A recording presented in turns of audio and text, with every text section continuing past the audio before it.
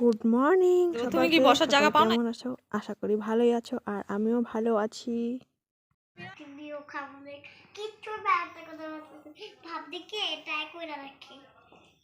ওটাই করে রাখছো?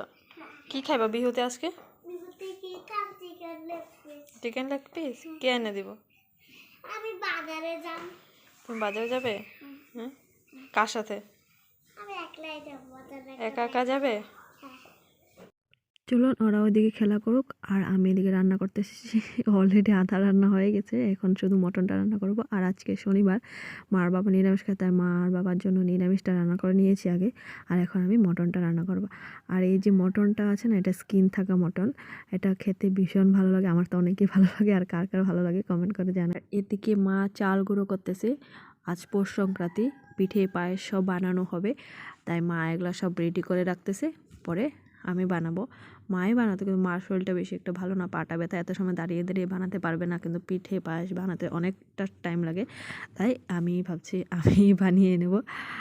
আজ তাড়াতাড়ি রান্নাটা করে নেব, আর পিঠাটাও আমি বানিয়ে ফেলবো বিকালের মধ্যে, কারণ সন্ধেবেলায় আমরা সবাই মিলে পিকনিক করব।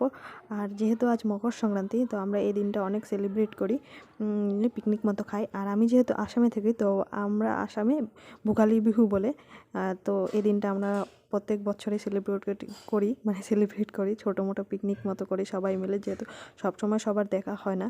তো যে কজন আছে আমরা সবাই মিলে বন্ধুর বাড়িতে গিয়ে তো ছোটো মোটো পিকনিক করবো, তাই আমি আজ তাড়াতাড়ি রান্নাটা করে নেব।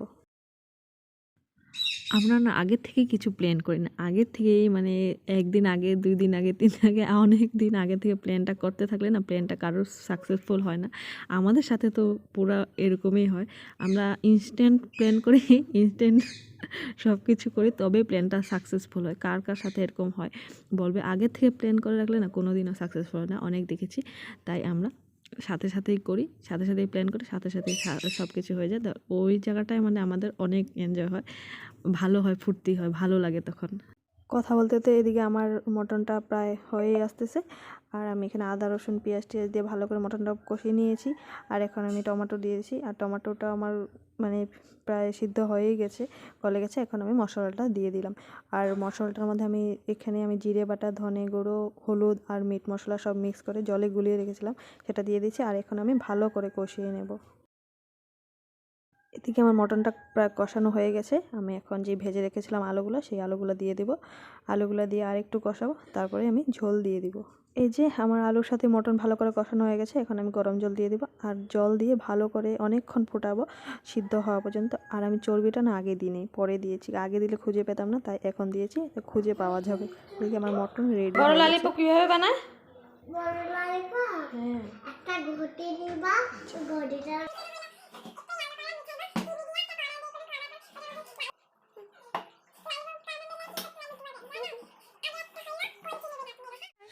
ওকে, আমাদের দুপুরে খাওয়া দাওয়া সব হয়ে গেছে, এখন আমি পিঠে বানাতে এসেছি। আর এটা হলো চিতই পিঠার ব্যাটার, চাল গুলেছি, কয়েকটা তিল দিয়েছি, যে কালো কালো দেখতে পাচ্ছ। আমাদের সংক্রান্তির দিন ওই যে তিল খেতে হয়, তাই আমরা কয়েকটা এখানেই দিয়ে দিয়েছি। আর আমি এখন চিতই পিঠাগুলো বানিয়ে নেব। আর এই যে রেডি আমার সব চিতই পিঠা। আর এদিকে এই যে ডান্স চলছে, ওরা ডান্স করতেছে। আর এই যে আমি এখন মালপোয়া ভাজবো, আমার চিতই পিঠা সব হয়ে গেছে, এখন মালপোয়া ভাজবো, আর কয়েকটা পরে পাটিসাপটা ভাজবো। অতটুকুই বানাবো আজকে, বাকি পরে বানাবো। এদিকে আমার প্রায় মালপোয়া ভাজা হয়ে গেছে, আর কয়েকটা পাটিসাপটা বানাবো। পাটিসাপটাটা আমি উঠাতে ভুলে গেছি, উঠাইনি। আর যে এখানে পিকনিক খেতে যাবো, যে দাদাভাইটার বাড়িতে, ওই দাদাভাইটা অনেক বড় একটা চিতল মাছ এনেছে, তোমাদেরকেও দেখাবো। আমি ফাট দেখলাম এত বড় মাছ রে, সত্যি ভয়ানক দেখতে এটা।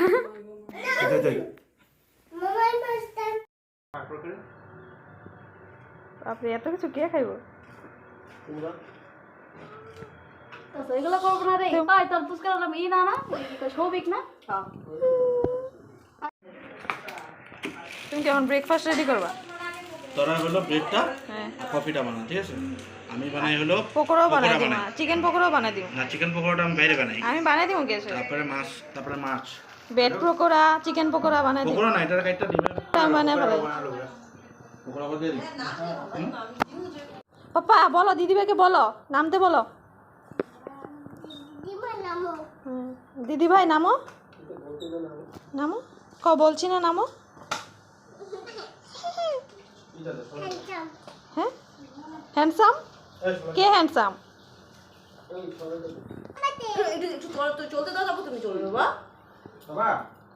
এই যে হাই বলো হাই বলো নামতে বলো এই যে আমি এসে গেছি আমরা সবাই আর এদিকে এই যে গাড়িটা নিয়ে ঝগড়াঝাটি চলছে চলো আমি চিকেন পকোড়ার দায়িত্বটা যখন নিয়েছি চিকেন পকোড়াটা বানানো যাক এই যে চিকেন পিসগুলো অনেক বড় বড় ছিল তাই কেটে নিচ্ছি আর এদিকে এখন তোমরা যে বড় চিতল মাছটা দেখেছো এটা কেটে ধুয়ে রেডি করা হয়েছে আর এখানে দাদা বেটা রান্না করছে দাদা বেটা মাছ রান্না করবে আর পোলাওটা রান্না করবে পরে আর অনেক টেস্টি রান্না করে আর চুলায় ৰান্ধিলে তো আলাদাই টেস্ট হয় যাক এতিয়া আমাৰ চিতল মাছ হৈ আছে তাৰপিছত হ'ব চিকেন পকোৰা দেন আহিব আপোনাৰ লোকেল চিকেন বহুদিন পিছত আমি এইটো বিহু খাই আছোঁ চবে বাহিৰত থাকেতো সেইটো কাৰণে আজি লগ পাইছোঁ গোটেইকেইটা তো আপোনালোকে থাকিব আমাৰ লগত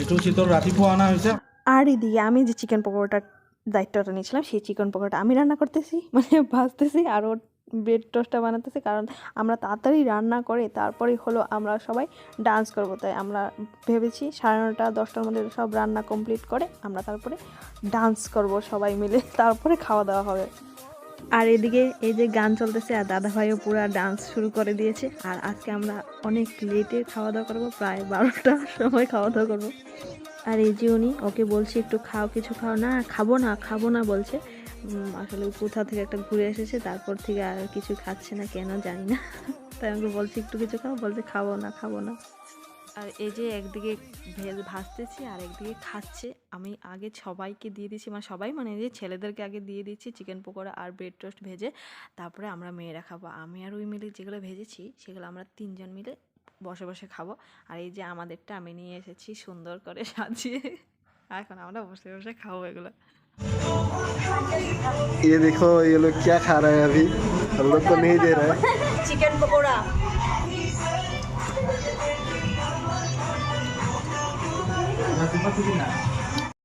এতটা এনজয় করেছি না আমি মানে আমার কথাগুলো সব কিছু না কাটতে একদম মিউট করতে ইচ্ছা করছিল না কিন্তু কি করব উপায় নেই গান চলছে আর পুরা তো কপিরাইট মেরে দিবে আমার তাই বাধ্য হয়ে আমি পুরা সব একটা মিউট করেছি কয়েকটা রেখেছি কপিরাইট দিবে পরে দেখা যাবে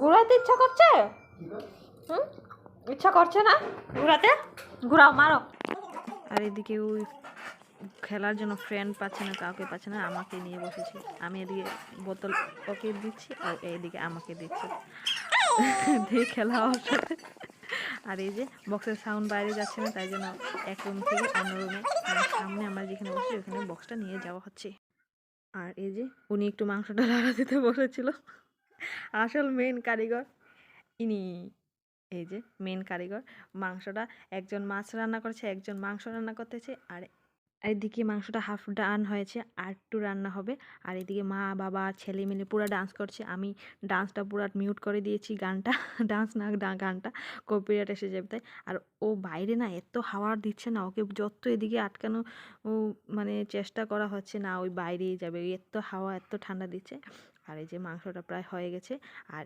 এদিকে বাবা আর ছেলে মিলে পোলাও রান্না করবে আর পোলাওটা খেতে না এতটা টেস্টি হয়েছিল অনেকটা টেস্টি হয়েছিল কিন্তু আমরা খেতে পারিনি পকোড়া খেয়ে পেট ভরে নিয়েছি তাই লাস্টে পোলাওটা খেতে পারিনি অল্প একটু খেয়েছি আর এদিকে আমাদের সবার রান্না কমপ্লিট আর তাই আমরা এখানে সবাই আগুনের কাছে বসেছি আর একটু পরে জোরদার ডান্স হবে আর এতটা ঠান্ডা না আগুনটার সামনে বসে অনেকটা আরাম লেগেছে